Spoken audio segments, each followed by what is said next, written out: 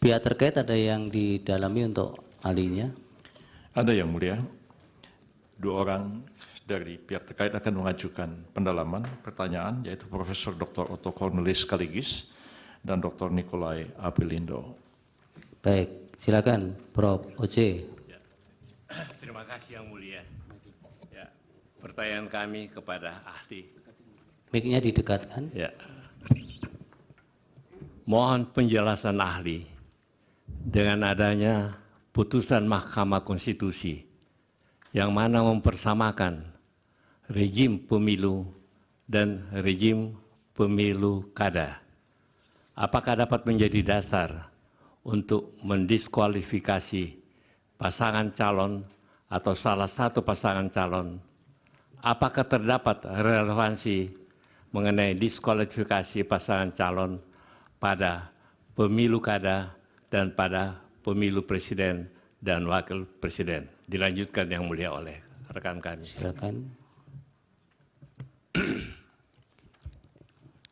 Saudara ahli, pemilu dan pemilu kada mengacu pada dua peraturan yang berbeda, yaitu Undang-Undang 7 tahun 2017 untuk pemilu dan Perpu nomor 1 tahun 2014 berikut perubahan-perubahannya untuk pemilu kada. Dengan diundangkan Undang-Undang 7 tahun 2017 tentang pemilu, maka norma-norma yang terbentuk pada putusan sebagaimana dikutip tidak berlaku lagi. Adanya perbedaan rejim antara pemilu dan pemilu kada. Akan ada kekosongan kekuasaan dan kekacauan tata negara jika dilakukan pemungutan suara ulang calon presiden dan wakil presiden 2024. Kalau kita lihat dari permohonan paslon 01 didalilkan adanya pengkhianatan terhadap konstitusi, pelanggaran asas bebas, jujur, dan adil, dan bahkan disebut juga ada tindakan dilakukan terukur. Namun penjabarannya tidak jelas atau obskur. Pada kondisi demikian permohonan lebih banyak narasi, bukannya fakta. Pertanyaannya apa, Bapak? Ya, ini nanti akan menuju ke pertanyaan yang mulia.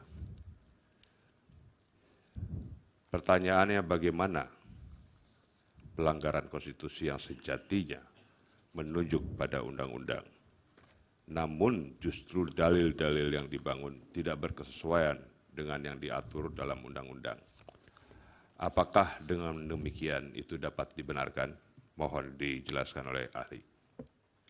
Baik, dari pemohon nomor 1, silakan. Terima kasih yang mulia. Kami bergantian dengan rekan Refli. Namun izin sambil kami menanyakan kepada ahli, izin menayangkan 2 lembar PowerPoint yang mulia untuk Bukti menanyakan. berapa? Ya, Bukti bukan. PowerPoint hasil riset yang mulia. Itu untuk menerangkan, untuk bertanya kepada. Enggak, ada itu bukti bukan. PPT bukan yang mulia. Bukan bukti. Bukan. Narasikan saja. Baik, terima kasih. Izin menanyakan langsung yang mulia kepada saudara ahli Pak Asrun. Siap. Ya, Yang mulia, kami boleh menyampaikan satu sebelum ini. Tadi kami mendengar pemohon 1 ini keberatan saudara Harun ini dihadirkan sebagai ahli. Iya, sudah kan. Keberatannya dicatat. Keberatan. 03 keberatan. Iya. Ya, kalau keberatan tolong konsisten, jangan bertanya kepada orang yang ada keberatan. Belum kesempatannya, Bro. Ya, Nanti gilirannya. Tidak apa-apa. Meskipun keberatan mengajukan pertanyaan juga boleh. Baik. Sudah tidak perlu ditanggapi, ini untuk pemohon 1. Silahkan. Baik, terima kasih yang mulia. Kalau di forum pengacara konstitusi saya panggil Pak Ketua, Pak Asrun. Tadi saudara ahli menerangkan tentang adanya perbedaan rezim. Ya, sedikit kami izin menerangkan sebelum bertanya.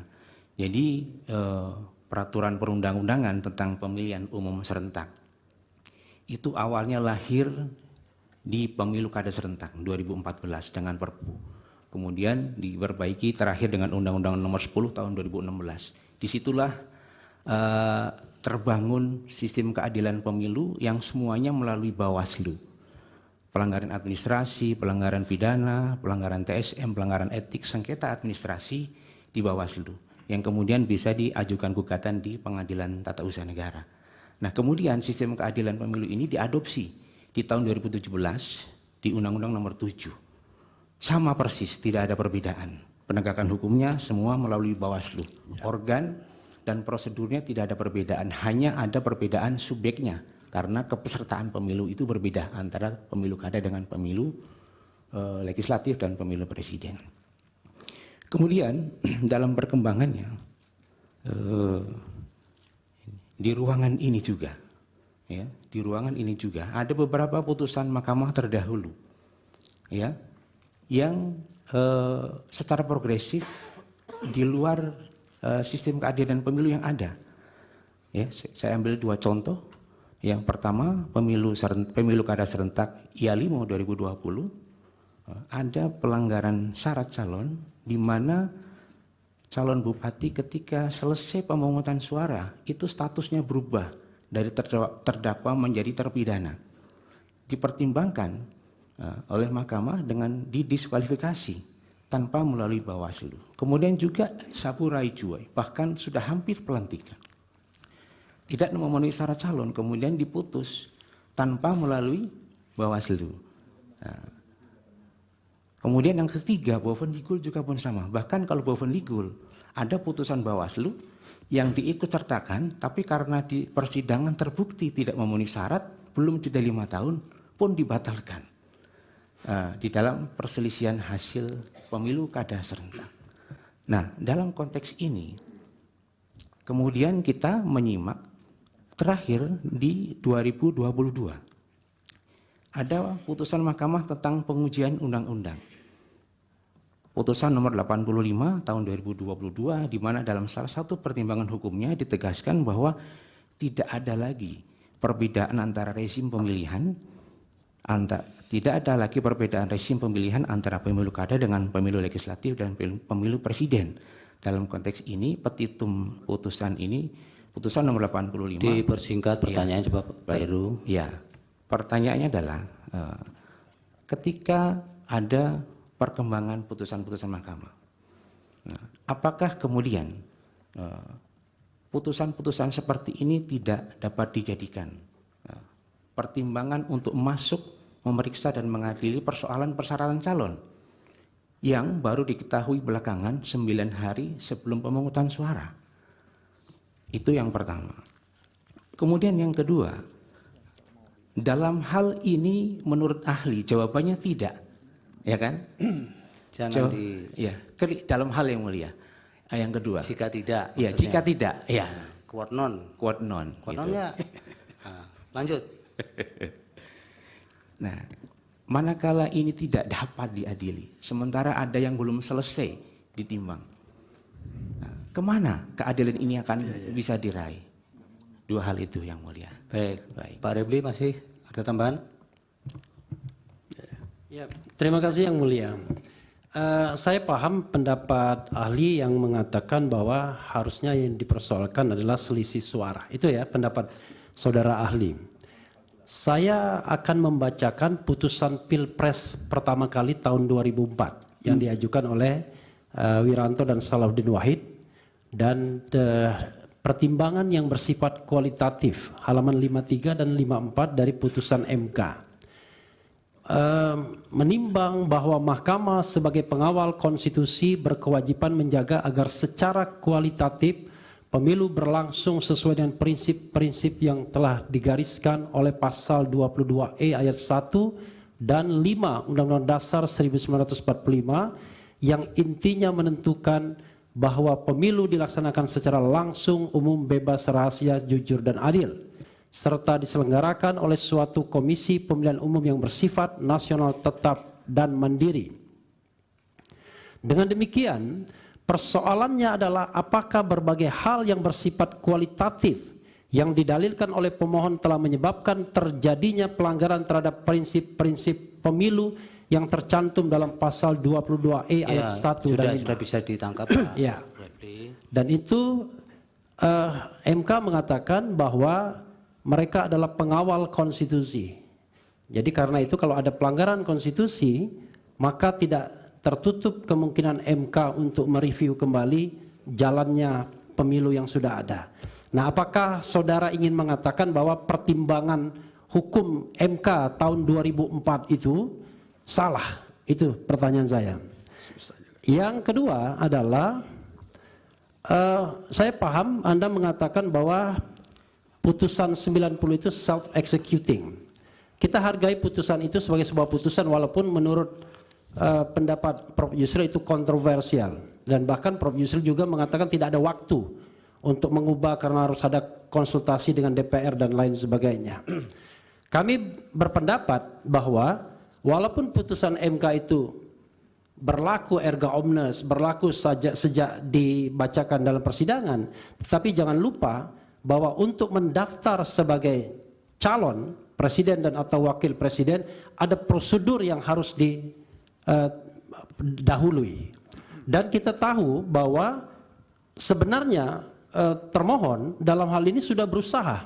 Dalam sidang kemarin terungkap bahwa yang bersangkutan, mohon maaf ya, seperti mau melakukan penyelundupan dengan meminta Dirjen Perundang-undangan mengundangkan peraturan KPU yang mengubah syarat usia tersebut, tetapi kemudian ditolak karena belum berkonsultasi dengan DPR. Sebenarnya beliau sadar bahwa harus mengubah PKPU terlebih dahulu. Nah, menurut Anda, apakah putusan itu bisa nyelonong begitu saja tanpa mengubah PKPU? Dan PKPU-nya baru diubah tanggal 3 November setelah pendaftaran tertutup. Tutup. Terima kasih. Dari pemohon 2. Yang mulia, kami punya beberapa pertanyaan, tapi karena kami sudah menyatakan keberatan kami terhadap ahli, kami tidak akan mengajukan pertanyaan. Keberatan Prof. Yusril dicatat, tapi hakim membolehkan kok. Kami ingin konsisten dengan pernyataan. Silakan. Terima kasih. Pihak termohon. Ada pertanyaan? Cukup. Bawaslu. Dari meja hakim. Silakan, Yang Mulia. Baik, terima kasih Yang Mulia Pak Ketua. Terima kasih ahli untuk keterangannya. Saya ingin menindaklanjuti pertanyaan dari Pak Refli tadi.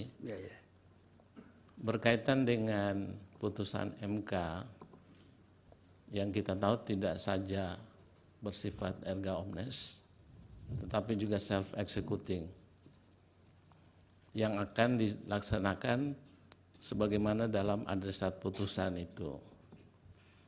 Nah, dalam kaitan putusan 90, PKPU ada putusan MK yang harus berkonsultasi dengan DPR. Tapi pada masa itu dalam fakta persidangan itu dinyatakan bahwa DPR pada waktu itu masih reses. Kemudian KPU mengeluarkan surat edaran. Pertanyaannya adalah apakah surat edaran itu bisa dijadikan sebagai pegangan pengganti sebelum PKPU itu dirubah? Itu saja. Terima kasih. Silakan Pak Andi Asrun dijawab singkat-singkat saja. Terima kasih Yang Mulia. Terima kasih atas segala pertanyaan yang disampaikan kepada saya. Perkenankan saya menjawab pertanyaan satu persatu. Mudah-mudahan bisa dijawab. Jadi, Saudara Heru ya, pertanyaan pertama terkait dengan pemilu dan pemilu kada. Dari pihak terkait dulu. Dari pihak terkait ya, saya lupa saya. Ya, saudara pihak terkait ya, Profesor Ojek Kaligis. Ya, terkait dengan persoalan pemilu dan pemilu kada. Memang sejak awal ya, rahim amandemen konstitusi, rahim amandemen Undang-Undang Dasar 45 itu membedakan. Tidak masukkan Prof. Oce. Pemilu kada, pemilu kepala daerah ke dalam sistem pemilu nasional dibedakan. Dikatakan pemilihan kepala daerah dilakukan secara demokratis. Demokratis bisa melalui DPRD secara langsung, kemudian dilakukan pemilihan secara langsung. Sejak awal sejarahnya beda. Jadi oleh karena itu tidak bisa bedakan. Kemudian juga ada putusan MK, ya, putusan Mahkamah Konstitusi. Saya kutip ini putusan MK. Ya. Yaitu putusan 97, PU 11 2013. Ini sangat prinsipal sekali dan selalu saya tahu menjadi perdebatan di Mahkamah Konstitusi. Apakah pemilu kada itu masuk rejim pemilu? Dan bagaimana penanganan sengketa pemilu? Bahwa putusan ini mengatakan itu inkonstitusional. Walaupun sudah dirubah oleh kemudian. Tetapi sejatinya dalam rahim Mahkamah Konstitusi mengatakan kita keluarkan ini pemeriksaan sengketa pemilu. Biarkan dibentuk oleh pemilihan khusus. Mari kita jadikan Mahkamah Konstitusi sebagai peradilan undang-undang. Biar marwah kenegarawan itu lebih tinggi, lebih melekat. Itu jawaban saya yang secara itu. Kemudian soal penetapan hasil ya. Misalnya ada putusan pemilu kada ingin diterapkan dalam kasus pemilu presiden. Saya kira dari ajasnya saja, dari lahirnya rahim ide pemilu kada itu berbeda dengan pemilu nasional. Dan implikasinya beda. Bayangkan kalau tiba-tiba semuanya dirubah, diulang secara total, mulai dari mana? Dan ada satu lagi yang menurut saya, ada satu keanehan, ketika ada permintaan untuk mencoret hanya Gibran Rakebumi sebagai cawapres, bagaimana mencari pengganti Gibran ini untuk mendampingi Pak Prabowo Subianto sebagai paslon calon presiden 02. Ini pertanyaan-pertanyaan yang seolah-olah tidak mau dijawab, seolah-olah dibiarkan begitu saja. Sekali lagi, penetapan Gibran berdasarkan putusan Mahkamah Konstitusi adalah konstitusional. Kalau Anda keberatan terhadap Mahkamah Konstitusi, bukan terhadap produk KPU. Dan sekaligus saya jawab pertanyaan Repli ya, bahwa memang ada persoalan yang dalam pemilu kada. Saya berikan contoh ekstrim Pak Repli, Pak Bambang ya, terkait dengan pemilu kada Bengkulu Selatan 2008. Itu sangat ekstrim kondisinya. Seorang yang pernah dihukum penjara karena terlibat pembunuhan cinta segitiga, dihukum 7 tahun. Namanya beda. Nama di KTP, nama di kampung, nama di kampus beda. Nama aslinya adalah Dirman Mahmud. Tapi nama di KTP, nama di kampus, Robin namanya. Supaya lebih keren karena tinggal di kota. Ya. Tapi oleh mahkamah digali kebenarannya itu. Karena situasi ekstrim sekali. Dicari data tidak ada. Didapatkan keterangan ahli bahwa betullah sinonima persamaan antara orang yang bernama Dirman Mahmud dan orang bernama Robi. Itu kondisi ekstrim, Pak. Ya, diulang. Tapi ini, Pak Gibran ini bukan narapidana, bukan kriminal. Dia mendapat legalitas dari Mahkamah Konstitusi, dan ini biasa. Kalau seorang merasa... Itu sudah, tidak usah diulang-ulang. Ya. Pertanyaan pihak terkait Pak Niko tadi, jawab dulu. Yang mana, Pak? Dari penanya 2 pihak terkait. Oh, pihak terkait. Yang pertama Pak Oce kan sudah dijawab. Ya. Yang pertanyaan Pak Niko satunya. Oh ya. Tadi pertanyaan kedua tentang beda pemilu kada dengan pemilu nasional. Kira-kira gitu Pak.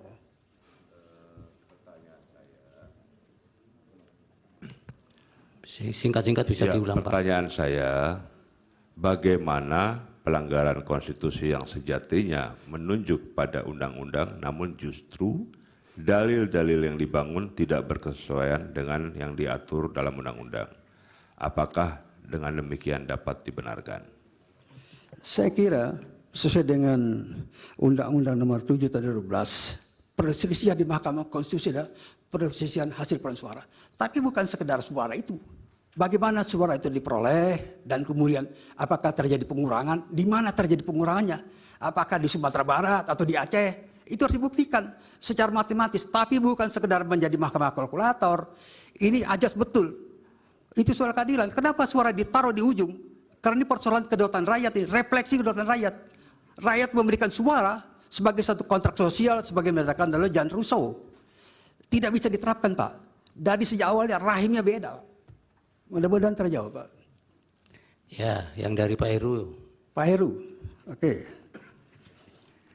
Pak Heru tadi bertanya soal apakah putusan yang dalam pemilu kada, sengketa pemilu kada bisa diterapkan dalam pilpres, kira-kira gitu ya. Saya bilang nggak bisa. Kenapa? Karena implikasinya sekali lagi, ya sejarah asal muasalnya beda. Implikasinya udah mengerti. Ya, kalau saya suruh ulang secara langsung, kenapa suruh ulang langsung? Menggugurkan, pertama-tama diminta menggugurkan Gibran. Ya, hanya Prabowo bertanding, dicari gantian. Ini tidak sesuai dengan sistem hukum. Ini pendapat yang tidak berdasar hukum. Kemudian kalau Pak Prabowo misalnya dan Gibran diskualifikasi, putusan MK tidak mengenal diskualifikasi, tidak mengenal diskualifikasi. Silakan lihat, kaji. Saya sudah meneliti persoalan ini dan sudah menulis 17 buku tentang ini. Jadi saya ngerti itunya. Jadi nggak bisa, Pak. Ya. Kemudian terjadi perkembangan, ya perkembangan tentang apakah perkara itu datang dari pilkada segala macam. Saya lihat sekali lagi, Pak. Ya, sekali lagi, sejatinya mahkamah ini, mahkamah ya, dilihat dari putusan-putusan dan kemudian sejarah perdebatan putusan MK. Mahkamah ini ingin menyampingkan kok, mengeluarkan pemeriksaan sengketa pemilu keluar dari MK agar MK konsisten mengadili hanya perkara perundang-undangan. Itu Pak. Jadi tidak selamanya misalnya perkembangan kemudian ingin diterapkan. Itu tahun berapa? Kembali pada Mas Bambang bahwa putusan 2019 Pak itu jelas menggarisbawahi bahwa sengketa proses di Bawaslu di MK-nya. Saya kira itu jelas Pak. Saya kira mudah-mudahan sudah terjawab Mas Bambang. Oh, yang kedua Mandana, belum. Mas yang Refli, kedua, ya, Mas Heru ya. Yang quote non tadi. Ya, quote non itu. Kira-kira itu jawabannya. Bukan, seandainya tidak bisa. Kan tadi ahli ternyata menerangkan tidak bisa di Mahkamah Konstitusi. Kemana keadilan itu bisa dimohonkan penyelesaiannya? Nah, itu soal nanti Pak, itu soal politik hukum. Ya, nggak bisa dibahas sekarang. Perlu rapat dulu DPR yang baru ini dengan pemerintah Presiden Prabowo Gibran. Ya, yang pertanyaan Pak Refli, jawab. Nah ini tadi dikutip putusan sengketa Pilpres 2004 ya. Kita pakai yang terakhir Pak, 2019. Kembali lagi, itu yang paling anyar, paling baru. Silakan Bapak baca secara teliti, ya, putusan 2019. Itu jawaban saya Pak. Bisa dikutipkan nggak 2019 bagian mana yang menjawab atau mendukung pendapat saudara ahli? Gimana? Putusan 2019 itu bisa dikutipkan nggak? Bagian mana yang mendukung pendapat saudara ahli bahwa itu hanya hitung-hitungan aja? Izin yang mulia, sebaiknya pertanyaan-pertanyaan Iya. tidak dialogis Melalui seperti hakim ya, ini. Pak Refli. Melalui hakim ya. Ya, itu baca amalnya saja Pak, gampang itu ya. Ada baca amalnya setelah pulang dari sidang. Ya. Pak Asron ada penegasan bahwa di putusan 2019 di bagian mana yang itu menegaskan bahwa Mahkamah Konstitusi hanya mempertimbangkan pada bagian-bagian penghitungan suara saja, tidak berkaitan dengan TSM lah. Contoh Ya. realnya itu. Ada tidak pada bagian Ada, itu? Pak. Ada ya. Ini saya kutip ini. Saya kutip. Bahwa putusan MK ya hasil pemilu 2019 nomor 01 PHPU Pres 17 Romawi 2019 menyatakan antara lain ya, putusan tersebut menegaskan Mahkamah Konstitusi hanya memeriksa perselisihan suara di pemilu presiden dan pelanggaran pemilu dan sengketa proses pemilu ditangani oleh Bawaslu. Ya, kalau Anda lihat tracking sendiri bisa dapat. Ya, itu di bagian dalam putusan. Makasih. Ya, catatannya itu belum menjawab yang mulia ya, Ya. sebagai catatan. Untuk lengkap jawaban Anda periksa Ya, sendiri. itu kita tidak bisa paksa juga. Ahli harus menjawab apa yang Anda tanyakan. Nanti kami yang menilai. Sudah cukup ya? Yang pertanyaan kedua Pak Refli juga sudah ya? Saya kira sudah Yang Mulia. Sudah komplit. Sudah komplit ya? Iya Pak. Dari hakim? Oh ya, dari hakim. Jadi kalau saya lihat, karena sifat putusan MK itu adalah self-executing, dia kesampingkan peraturan KPI yang pada saat itu. Dia terapkan putusan MK nomor 90. Tidak ada yang salah. Masa salah putusan MK nomor 90, kemudian diperkuat oleh putusan MK nomor 141. Jadi tidak salah tindakan KPU menerapkan langsung putusan Mahkamah Konstitusi nomor 90. Tidak salah. Saya yakin itu tidak salah. Bukan itu pertanyaan Pak Hakim tadi. Surat edaran itu kemudian menjadi acuan. Iya. Itu apakah bisa dibenarkan atau kemudian ada sesuatu yang salah? Benar. KPU melaksanakan itu berdasarkan putusan MK. Dikesampingkan PKPU. Itu jawaban saya, Yang Mulia. Baik, Pak Hakim. satu lagi pertanyaan dari Yang Mulia Pak Prof. Arif. Ya. Pak Asrun. Ya, Prof. Asrun. Saya enggak bertanya, tapi ini kan didengar publik di seluruh Indonesia. Memberikan pelajaran pada ahli hukum di Indonesia yang muda-muda. Supaya kita kalau bicara clear ya. Saya pengen tidak bertanya, tapi pengen mohon untuk bisa dicermati bersama-sama sebagai pelajaran kepada seluruh masyarakat Indonesia. Begini Pak Asrun. Di dalam halaman 5, makalahnya Prof. Asrun, itu ditulis begini, putusan Mahkamah Konstitusi bersifat self-executing. Memang secara teoretik Pak Arsun sudah baca disertasinya Pak Maru Arar kan? Baca Yang Mulia. Ya, kebetulan itu di Undip, Ya, saya di ikut Undip. waktu itu ujiannya. Ya, karena saya juga waktu itu jadi dekan, jadi saya tahu persis.